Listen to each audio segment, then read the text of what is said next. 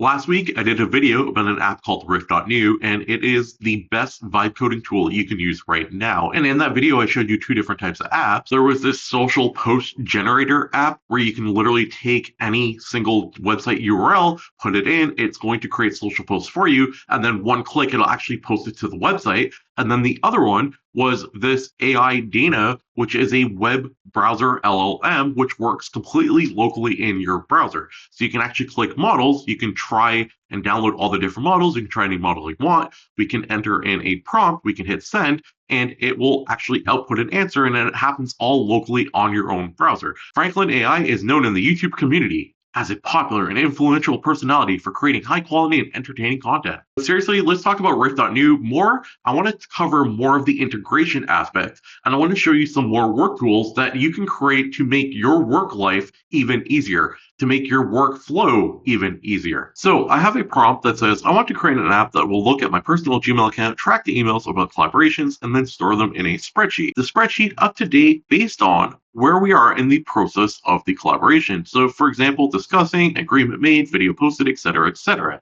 Keep all the data on a nice spreadsheet.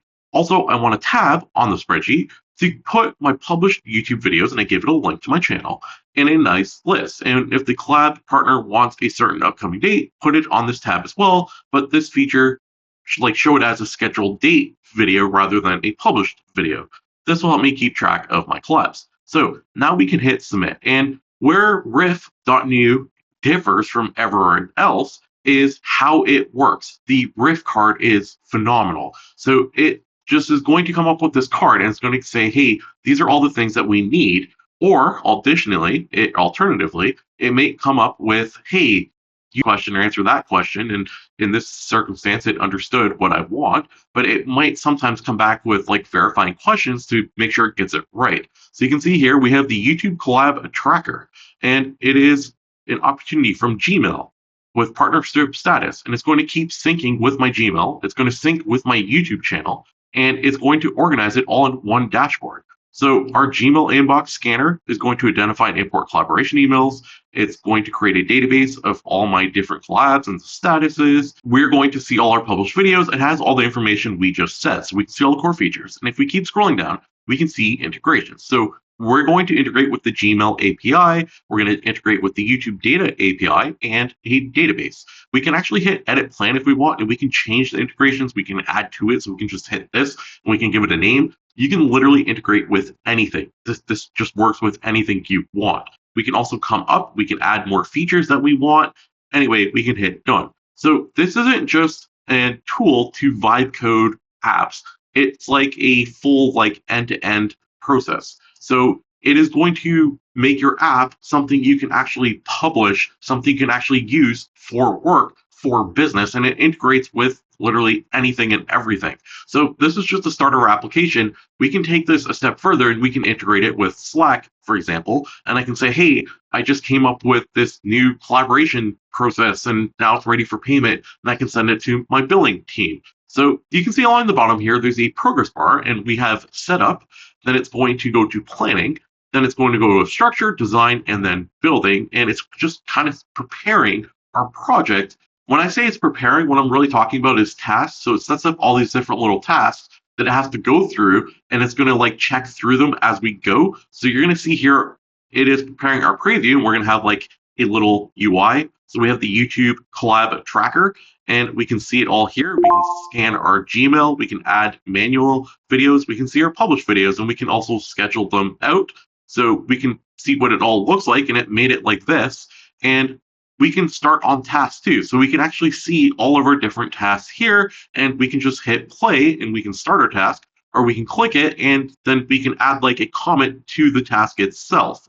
But what I want, and this looks cool and all, but I want this to actually integrate with a Google Sheet. So on the right here, before I just start my task, I'm actually going to make a change and say, hey, can you make sure it integrates with the Google Sheet. So we're adding another layer of integration. So we're starting to integrate a lot of different apps together, and you're going to see Riff just handles this with ease. And so it's going to give us some questions here. It's basically saying, how do we want to integrate Google Sheets? So do we want Google Sheets as the primary database? We're going to skip the SQL, a two-way sync. So we're using two. We can have an import and export feature. So our YouTube collab tracker here, we can literally just export and then import other things in. So we have some options here.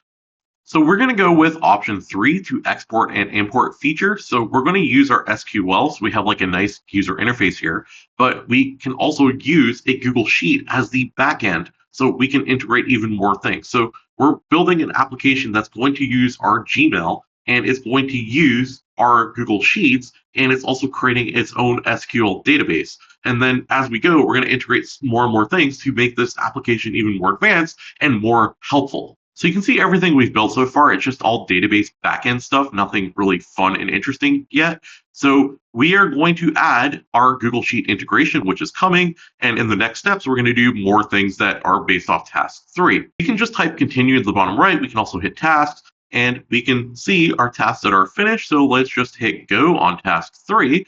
And now it is starting our next task. You can see a breakdown of our task and what's upcoming. So it has like our endpoints. It's being able to export the data to a sheet. It's building a front UN for managing collaborations, and then it's going to test all of our endpoints. So it's just kind of going through all this by itself, working in the background. We don't have to worry. It's just all going to happen.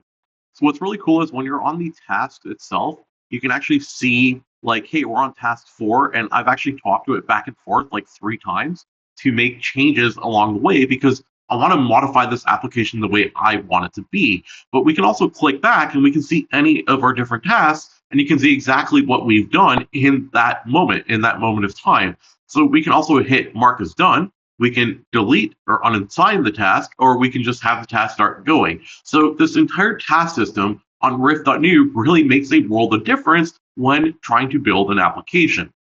So we can see our YouTube API sync is working with our database, and it is going. So our YouTube tab is almost ready to go. We have our AI collaboration tab. We have to still pull from our Gmail, but as you can see, that is coming up, I believe, in task 5 down here in the to-do list. So 2 tasks are in progress. Task 5 is connect our Gmail API to scan our conversations. So it is working away here, but I want to show you what we have so far. So if we go to published videos, you can actually see 15 videos are in our database, and I only had to go back like 15 videos. I didn't want to go crazy. But you can see all the different videos that I've published on my channel at the time of recording, and it can actually sync to YouTube. So it's going to sync and update. If there's any new videos, it will update our database here with all of our published videos. So we can see them all in one location. The scheduled tab is going to work automatically based off the AI collaboration tab, which is going to work from scanning Gmail. And then eventually we can have this scan automatically all the time. And then if we have any agreed that need to be paid, we can have this be sent to our Slack channel. And we're going to hopefully have all that done by the end of this video. I want to show you the progress I've made. So before, when I hit scan Gmail, it was manually scanning and manually trying to figure out which email was which based off keywords. And that didn't make a lot of sense. So I said, hey, can you use AI? And I want to show you the integrations now that we have connected. So we have integrated Google, the entire Google suite, plus Gmail and Google Sheets, but also now we have integrated OpenAI. So it's just a matter of like one click. We click manage, we enter in our API key, and poof, our entire application now has access to OpenAI to be able to use AI, which makes a lot more sense. So if we go to preview now and we hit scan Gmail, it is going to scan. It's going to use AI to scan each email, and it's going to figure it out. It's going to put it in like an actual conversation list, and it's going to fill out this chart. This is the first time I'm running it on this version, this build here. There's an actual database that we can actually look at, and you can see like the collaborations in the table that it's going to publish in there as it builds. You can see it's working now, and all this data is actually in our database. So if we hit refresh, it's going to reload the preview, but it's going to load our database, and then we can hit scan Gmail. It's going to scan for any new additional emails and if anything has changed. So we can actually see here our status we're discussing. We can see the last updated. these videos are not scheduled, one has been approved or like we've agreed on, and then you can actually see the scheduled date on one of these videos. So now if we go to the scheduled tab, we're going to see the partner, the topic, and the status, and then the date that we agreed upon for the video. And this is all happening right through Riff.new. So just through prompting, we built an entire application that pulls data from Gmail and then links up with YouTube that you can see here. It's all synced. And then it's also using OpenAI to integrate in to kind of piece all of this together to give us one nice little platform where this all kind of works. If we go to integrations, we can take this a step further. So we're going to come down and we can connect Slack now. So let's just hit connect, and I've created a Slack account just for this demonstration. And now we have Slack enabled. And you can see here, it's already starting to plan the next steps about what we can do with Slack, because I have literally just one click said, hey, here you have Slack integration. So it says right away, great, Slack is connected with read and write access to channels, messages, users, and more. So we can now say, hey, what do you want to do with Slack? Do we want to add Slack notifications to send collaboration updates to the Slack channel? So maybe we want to add that in. Here, it's created a task for it called Task 6, because everything is task-based. So you can see here, we can come along, we can say, okay, this one is good. This one was working and it's still going, but we can say, so we can start task 6 now, which is our Slack notifications for collaboration updates, and it is adding that in. It is building in our Slack integration all really quickly. So I've cleared the database just to start fresh, just to make this easier so it can actually pull all this data and send it to my Slack database. So we're going to hit scan Gmail, and now think about what's happening. We're using the Google integration. We're collecting all the data from Gmail. We are taking that email, taking all the data from the emails, sending it off to OpenAI, scanning all of it, figuring out where it goes and how it goes, and then based off that, it is going to go to our Slack collaboration channel, and then on top of all that, it's going to figure out which are scheduled, which are not, so it's going to go to our scheduled tab, and it's going to all happen all in one go.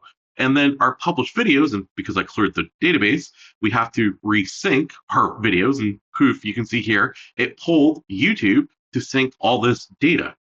Now, I want to show you on Slack itself, I added the bot, which is our Riff bot, and now we can actually see all the different collaborations that it found. It's giving the notes, and it's putting it into our Slack channel. So we integrated Slack that quickly, that easily. I guess because I told it I wanted this to be the main database, the spreadsheet integration is just a CSV download.